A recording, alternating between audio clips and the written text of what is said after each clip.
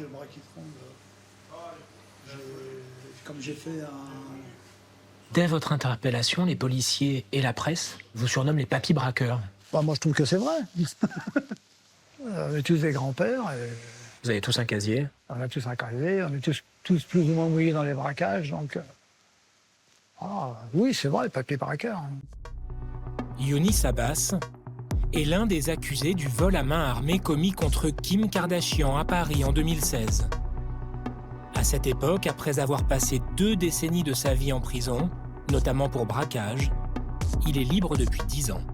J'avais une vie assez stable, calme.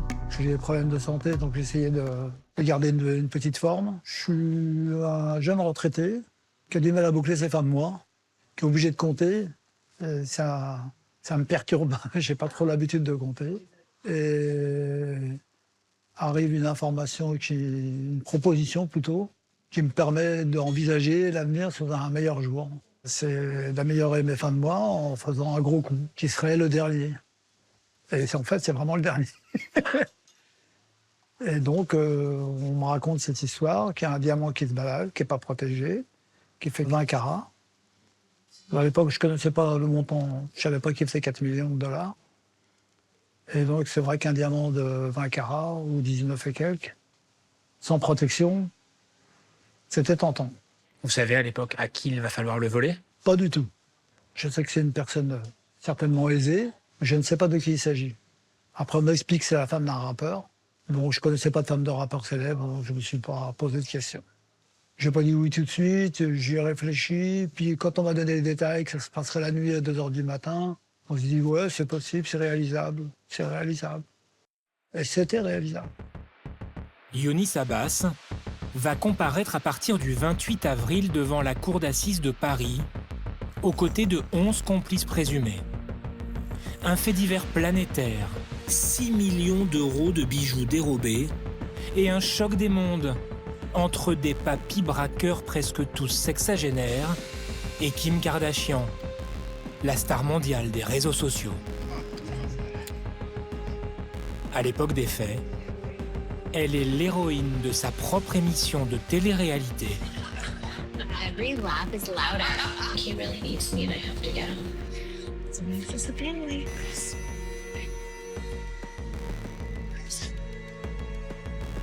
La starlette inonde aussi ses 90 millions d'abonnés de photos glamour et documente ses moindres faits et gestes.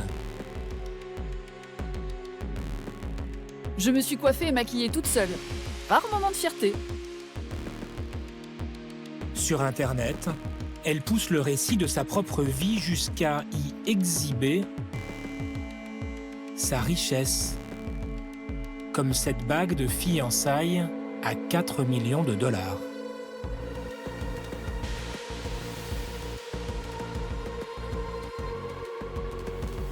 Le 28 septembre 2016, avec son mari, le rappeur Kanye West, elle débarque à Paris pour la Fashion Week.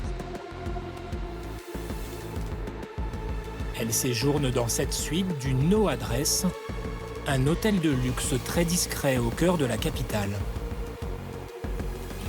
Pendant 4 jours, elle écume en famille les défilés de mode. Elle éclipse parfois les mannequins aux yeux des photographes. Chris, on your left.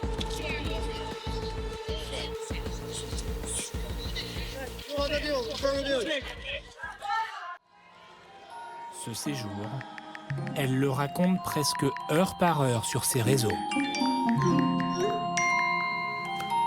Dans la nuit du 2 au 3 octobre, à 2 h du matin, dans sa suite du No Address, elle poste un dernier message. Salut, tout le monde est sorti. Enfin tranquille. Bonne nuit et à demain. Au même moment, On a pris chacun son VTT. Je me suis aperçu que le mien, la roue était un peu à plat, elle n'était pas très bien gonflée. pourquoi choisir des vélos?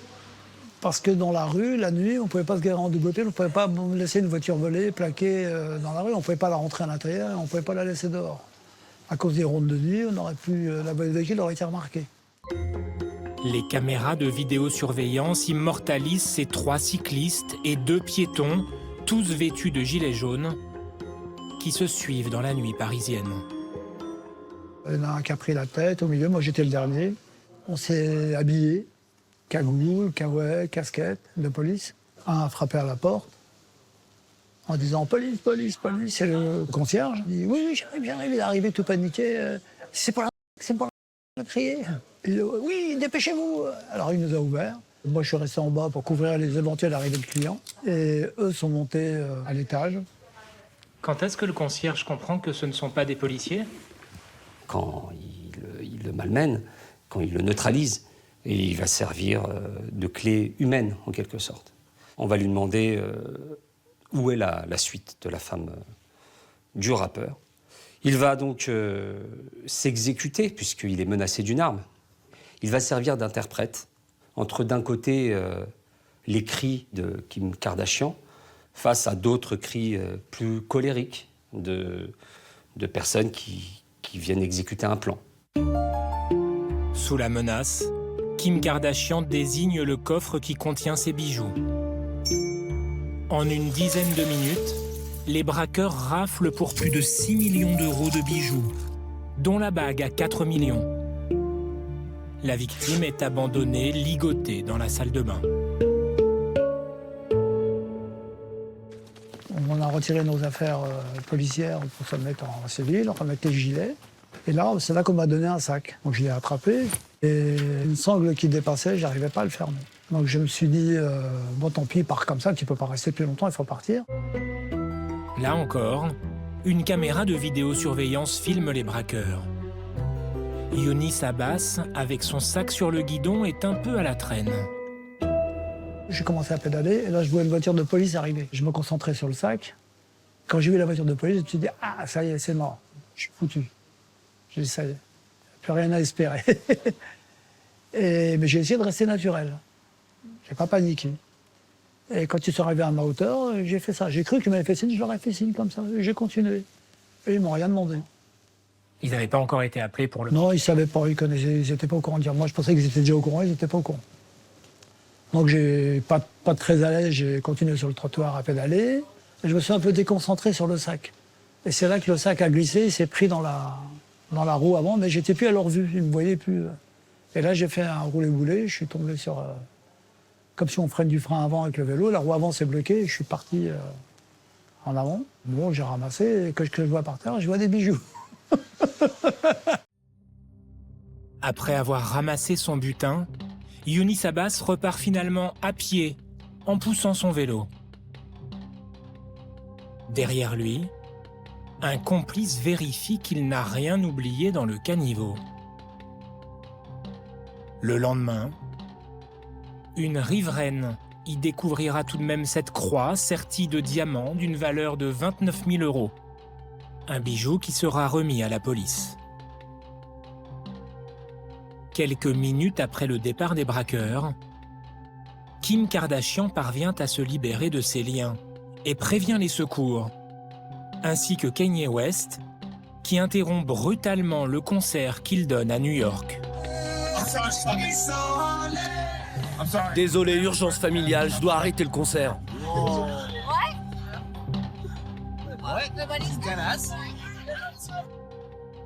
Moins de 2 heures après le vol, Kim Kardashian est entendue une première fois par les policiers de la brigade de répression du banditisme. Et au petit matin, elle rentre précipitamment en jet privé aux États-Unis. Vous dormez cette nuit-là? Pas du tout. J'ai pas dormi la nuit. Je rentre chez moi, j'avais fait pas mal de bruit, ma femme était réveillée. Et qu'est-ce que tu as encore fait? Qu'est-ce que tu as fait? Tu es rentré tard? T'étais où? Tes copains, c'est des conneries?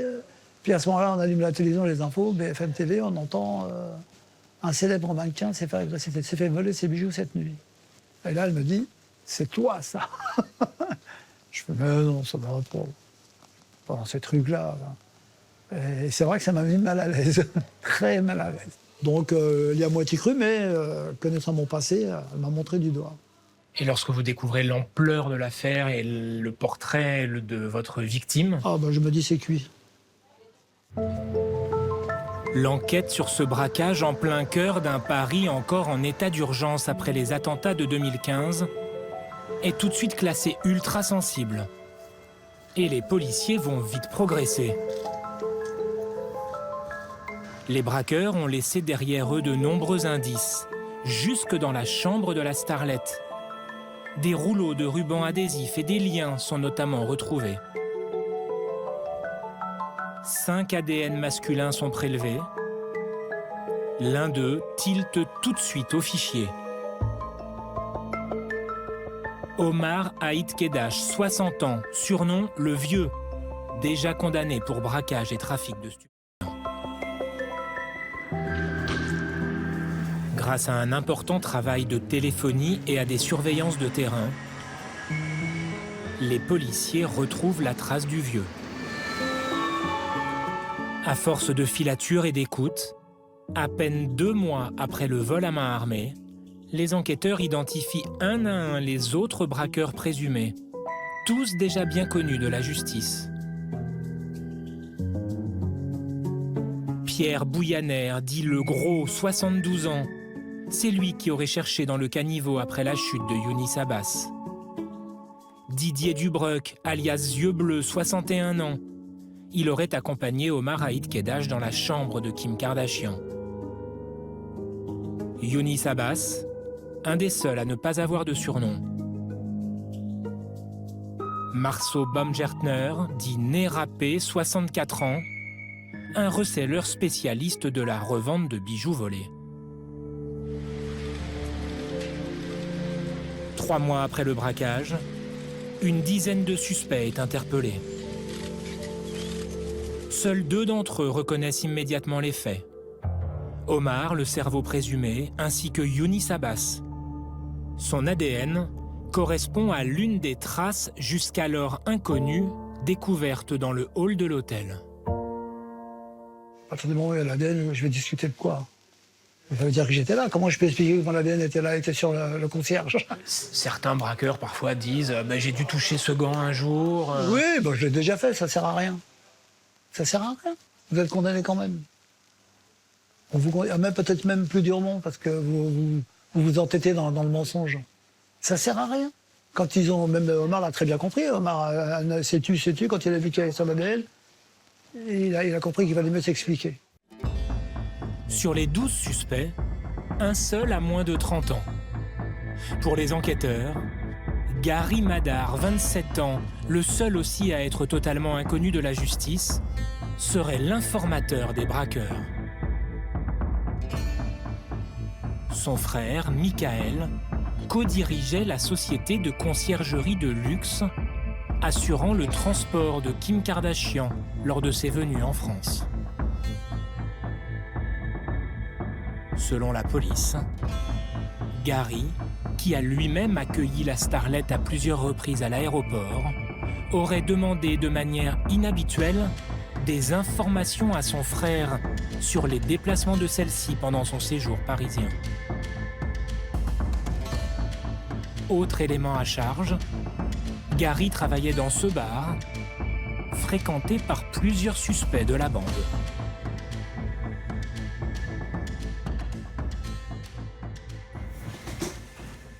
Pour l'avocat de Gary Madar qui conteste les accusations, les messages échangés entre les 2 frères ne prouvent rien.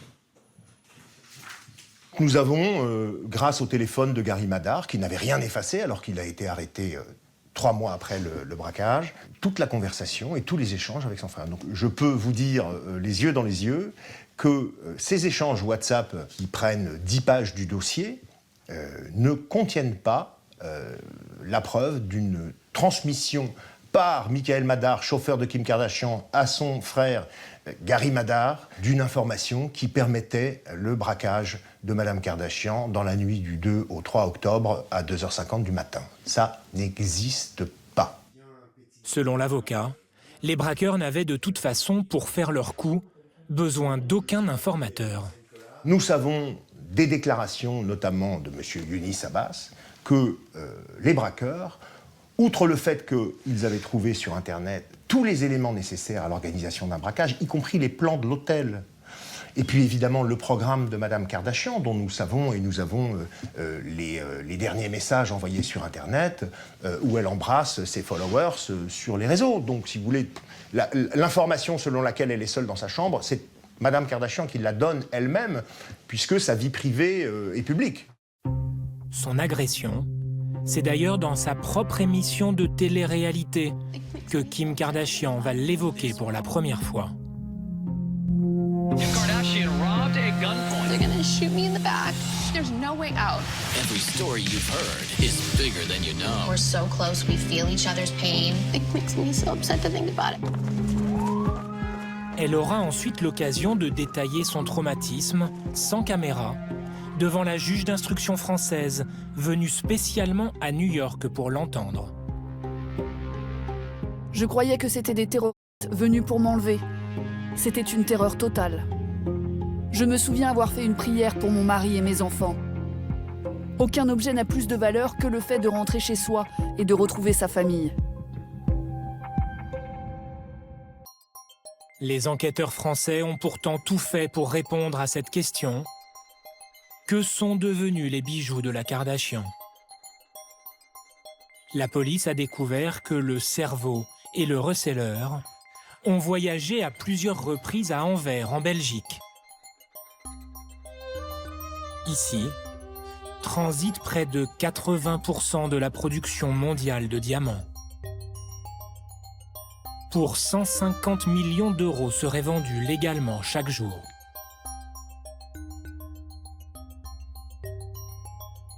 Le samedi 8 décembre 2016, 2 mois après le vol, les suspects passent 4 heures dans une boutique où les rejoignent plusieurs diamantaires, connus des services de police belges pour des affaires de recel. Parmi eux, cet homme, gérant de l'établissement qui a accueilli le mystérieux regroupement. Monsieur, Oui? 9 ans après, nous avons retrouvé sa trace dans le quartier des diamantaires. Vous semblez lié aux voleurs qui ont revendu les bijoux. Oui, ils sont venus à la boutique, mais tout ça c'est fini. Et ils vous les ont vendus? Bien sûr que non, si c'était le cas, je serais l'homme le plus riche du monde. Alors qu'est-ce qui s'est passé? Écoute mon ami, je comprends que tu veuilles des infos, mais je n'ai aucune information. Ils sont venus et repartis. Mais ils ont passé des heures dans votre boutique. Et alors? Parfois des gens y passent toute la journée. Et ce jour-là, ils sont restés pour rien. Rien du tout. Parce que quand ils sont rentrés en France, ils ont dit qu'ils avaient vendu les bijoux. Rien du tout. La police est venue et n'a rien trouvé parce que je ne les ai pas achetés. Si je les avais achetés, ils auraient trouvé quelque chose, non? Bon, maintenant, merci. Je dois aller prier. God bless you. Thank you. Bye. Les diamantaires d'Anvers ont été entendus dans le cadre de l'enquête, mais aucun n'a été mis en examen.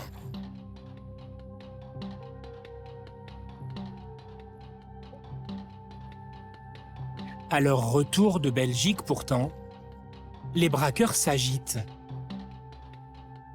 Les écoutes de leur ligne téléphonique en témoignent, des conversations en langage à peine codé.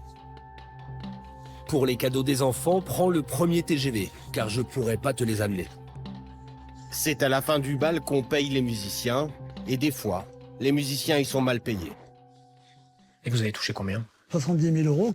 Qui est une petite partie de ce que vous deviez normalement toucher. Que j'aurais dû normalement toucher. Sur ce moment-là, quand l'argent arrive enfin, à minima à la compte, je voulais même pas le prendre parce qu'on me l'a donné en place publique sur le trottoir. Parce que pour moi, ils étaient là, ils nous suivaient, la police était derrière nous. Même si je les avais pas vus, j'avais cette impression. Et ils étaient là. Celui qui les a ramenés n'était vraiment pas à la hauteur, il n'a pas su être discret. Et je voulais même pas les prendre. Ces 70 000 euros seront saisis lors de son interpellation. Les bijoux, eux, n'ont jamais été retrouvés. Mais les assurances ont depuis remboursé Kim Kardashian, qui pourrait être présente à Paris pour le procès, contrairement à certains des accusés. 9 ans après le braquage, ils sont tous aujourd'hui en liberté, mais aussi pour la plupart très diminués. Omar Haït Kedash, le cerveau présumé, qui a effectué près de 4 ans de détention provisoire, a depuis sa sortie de prison été victime de plusieurs AVC. Ses avocats voudraient lui éviter d'être réincarcéré. Aujourd'hui, M. Ekedash, il a des difficultés à se déplacer. Il a des problèmes, par ailleurs, et je le dis parce que c'est important et je ne dévoile aucun secret, d'incontinence qui lui pose de réels problèmes au niveau de la dignité, notamment. Il a des problèmes de surdité, d'élocution. Il y aura par ailleurs une transcription normalement, mais après ça c'est encore à vérifier, de son écriture calligraphique sur une sorte de tablette qui sera retranscrite au mur pour qu'il puisse répondre aux questions. Il a près de 70 ans. Il vient de vous être décrit son état physique. Quel serait le sens d'une réincarcération? Nous, on défend quelqu'un qui reconnaît les faits, qui ne les conteste pas. On a véritablement l'espoir qu'il ne retourne pas en prison. Voilà. Il y a dans le panel judiciaire tout un certain nombre de peines qui peuvent être prononcées pour lui éviter une incarcération. Pierre Bouyaner, le braqueur qui a recherché des bijoux dans le caniveau, ne sera lui pas présent à l'audience. Mon client a plus de 80 ans. Depuis quelques années, 4 ans environ, son état de santé a commencé à se dégrader. L'expert qui l'a examiné il y a quelque temps, la demande de la cour d'assises, le note dans son dossier. Il est atteint de la maladie d'Alzheimer. À l'heure actuelle, il n'est pas capable de tenir son attention plus d'un certain temps et qui se chiffrent par minute, pas par heure. Il a des confusions mentales importantes. Il va parler avec le médecin, il va dire « Monsieur le juge, ce serait une honte pour la justice que de l'obliger à comparaître, ça veut rien dire ». Le receleur présumé peut être détenteur des secrets de la revente des bijoux et quant à lui mort d'une maladie foudroyante il y a quelques semaines.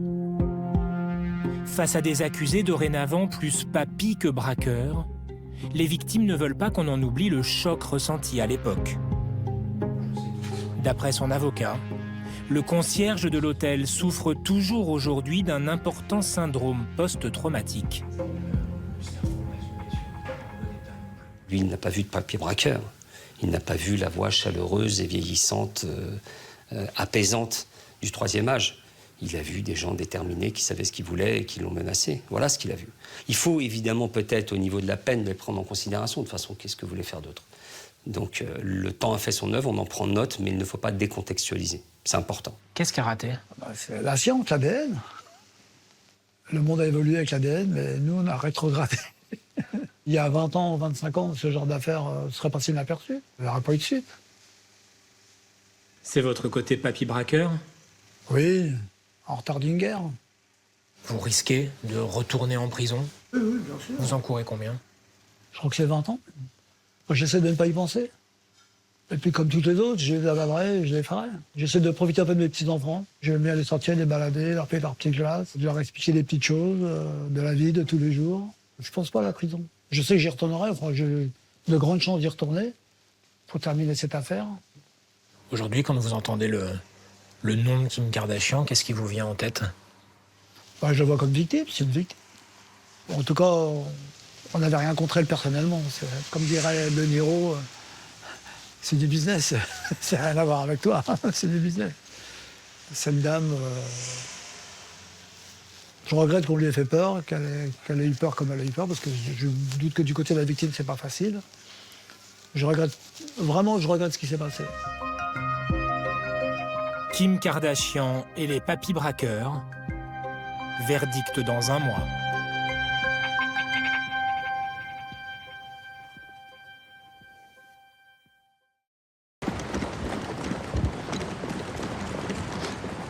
Au petit matin lundi dernier, les policiers de la brigade de répression du banditisme amènent un à un 17 suspects qu'ils viennent d'interpeller. Ils sont soupçonnés d'avoir pris part au vol le plus important commis contre un particulier ces 10 dernières années.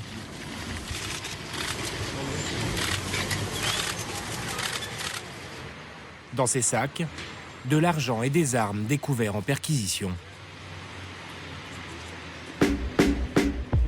La plupart de ces hommes est fichée au grand banditisme, où ils ont leur surnom. Il y a Omar le Vieux, qui serait le cerveau du braquage, son bras droit yeux bleus, un spécialiste de la revente des bijoux volés, nez râpé, ou encore un jeune chauffeur de célébrité, jusqu'alors inconnu de la justice. Un attelage pittoresque soupçonnée d'avoir volé près de 9 millions d'euros de bijoux à une star mondiale, Kim Kardashian, 36 ans.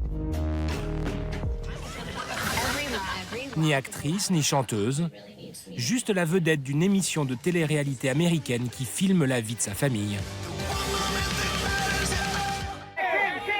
Elle est mariée à une autre star mondiale, le rappeur Kanye West. Leur vie privée est totalement publique. Elle l'expose dans les moindres détails sur les réseaux sociaux, suivie par plus de 90 millions d'abonnés, informée de ses moindres faits et gestes. Je me suis coiffée et maquillée toute seule. Un rare moment de fierté. La starlette est multimillionnaire. Le 28 septembre dernier, elle arrive en famille à Paris pour la Fashion Week. Elle séjourne dans une suite du No Adresse, un hôtel de luxe ultra discret au cœur de la capitale, à près de 10 000 € la nuit. Pendant 4 jours, Kim Kardashian écume les défilés. Elle n'est pas sur les podiums, mais elle semble plus attirer l'attention que les mannequins.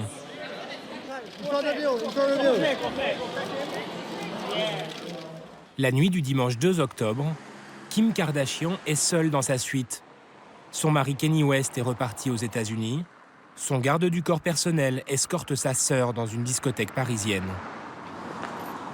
À 2h30 du matin, des hommes armés, habillés en policiers, pénètrent dans sa chambre.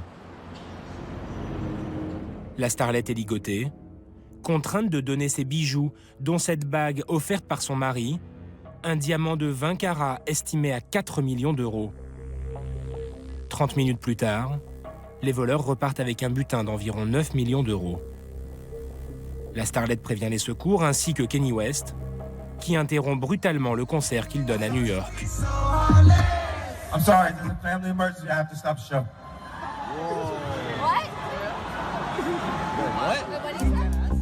Les policiers interrogent Kim Kardashian, ainsi que l'unique témoin du braquage, le veilleur de nuit de l'hôtel, dans lequel la star était censée être en sécurité. Selon l'avocat de ce dernier, l'homme a vu cette nuit-là 5 faux policiers, tous armés. Il ouvre parce qu'il y a l'effet de surprise qui joue et qui voit des policiers. Ces policiers le mettent en joue et lui posent un certain nombre de questions sur les occupants de l'immeuble, suite à quoi il essaye de ruser pour ne pas vraiment répondre. Et puis lorsque la menace se fait extrêmement pressante, eh bien, il finira par dire et donner des informations et emmener les personnes dans les appartements privés. La police technique et scientifique va faire une autre découverte capitale. Une trace ADN prélevée sur les liens ayant servi à entraver Kim Kardashian. Un peu plus de 15 jours après les faits, le fichier des empreintes génétiques livre un nom. Omar Haït Kedash, Omar le Vieux, un sexagénaire fiché au grand banditisme, déjà condamné pour braquage et trafic de stupéfiants. Les enquêteurs analysent la géolocalisation de son téléphone depuis le braquage et découvrent que quelques jours après le vol, Omar le Vieux est allé à Anvers, en Belgique, la capitale du diamant, où transite près de 80% de la production mondiale. Il n'y était pas seul, accompagné de Marceau Baumgartner, surnommé Nez Râpé, lui aussi fiché au grand banditisme, un spécialiste de la revente des bijoux volés. Il a 64 ans, surveillé à de nombreuses reprises dans le passé par des policiers. Nez Râpé aurait ensuite effectué 7 autres voyages à Anvers. Il y aurait revendu les bijoux de Kim Kardashian. Jour et nuit, pendant 3 mois, les policiers multiplient les surveillances. Omar le Vieux et Nez Râpé sont observés au contact d'autres habitués des braquages, notamment dans un bar du 12e arrondissement parisien. Parmi eux, 3 papis braqueurs sont soupçonnés d'avoir participé à l'agression de la star. Pierre Bouyaner, le doyen, 72 ans. François Delaporte, le plus jeune, 54 ans. et Didier Dubreuc, 61 ans, surnommé Yeux Bleus, connu pour une affaire particulièrement rocambolesque.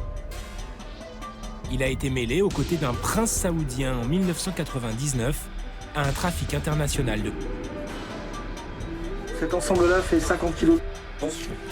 Dans cette affaire, Yeux Bleus écope de 8 ans et demi de prison.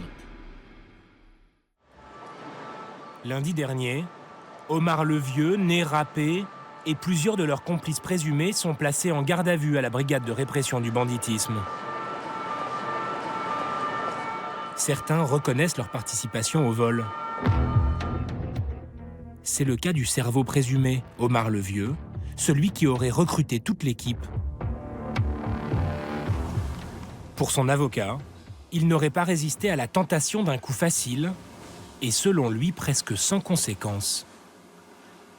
Quand ça tombe dans l'oreille d'un marginal, qui est en difficulté de vie, qui peut voir sa vie définitivement s'améliorer grâce à cela, qui en plus va se dire, c'est son cas, va se dire, attendez, je lui vole ses bijoux, mais ils sont assurés, ces bijoux. C'est la compagnie d'assurance que je vole. C'est quand même moins grave, si vous voulez, de voler une compagnie d'assurance ou une banque que d'arracher le sac d'une vieille dame qui est allée chercher à la banque ses 300 € pour finir son mois. Donc eux n'ont pas l'impression, si vous voulez, qu'il pouvait y avoir un préjudice considérable. On m'a même dit avec un petit sourire que on lui a pas fait beaucoup de mal, le maître, il a un peu exagéré les choses. Reste une question. Les braqueurs ont-ils été renseignés sur les déplacements de Kim Kardashian? Et si oui, par qui? Parmi les 17 gardés à vue, 2 frères qui connaissent l'héroïne de télé-réalité. Michael, 40 ans, et Gary, 27 ans. Michael est le co-directeur d'une société VIP qui assure depuis des années la logistique de la starlette. Pendant la Fashion Week, il lui a servi de chauffeur dans tous ses déplacements. Selon son avocate, il n'aurait eu aucun intérêt à trahir sa cliente. Cette relation de confiance, elle n'est pas évidente. Elle se construit au fil des années. C'est un véritable travail de fond dans lequel Michael Madar et son associé ont investi des années de travail, des années d'énergie. Tout ça pour voler une bague. Alors certes, elle vaut quelques millions d'euros, mais ce n'est certainement pas l'intérêt de mon client à un moment donné d'aller effectivement se tirer une balle dans le pied pour tuer sa société. Le chef d'entreprise est relâché après 48 heures de garde à vue, totalement innocenté. Contrairement à Gary. Ce dernier a parfois accueilli Kim Kardashian à l'aéroport pour le compte de son frère, comme on le voit sur cette photo prise il y a 3 ans. Les enquêteurs ont découvert que le soir des faits, les heures précédant le braquage, Gary se trouvait dans ce bar, dont le gérant est un proche des braqueurs présumés. Il serait lui aussi dans le coup.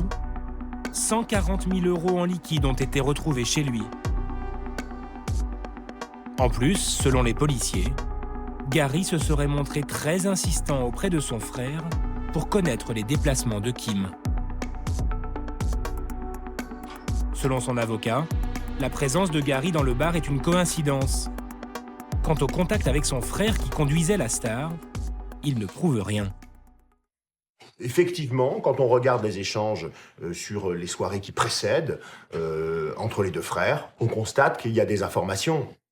Ah ben là, on est dans telle boîte de nuit, on fait ça, etc. Bon, oui, ça c'est vrai. Mais le soir des faits, mon client n'a aucune information à communiquer à quiconque. Il ne donne aucun top départ à qui que ce soit. En fin de semaine, Gary a été mis en examen pour complicité, mais laissé en liberté. Les papis braqueurs, eux, ont tous été incarcérés. 10 personnes au total sont poursuivies. Kim Kardashian, traumatisée par sa séquestration, est restée silencieuse sur les réseaux sociaux pendant 3 mois. Mais depuis une semaine, la vie de la starlette semble avoir retrouvé son cours normal. Kim Kardashian robbed at gunpoint. They're gonna shoot me in the back. There's no way out. Elle a tourné la 13e saison de son émission de télé-réalité. We feel each other's pain. It makes me so upset to think about it. Diffusion en mars. Pas sûr que la starlette ait récupéré ses bijoux d'ici là, ni même qu'elle les revoie un jour.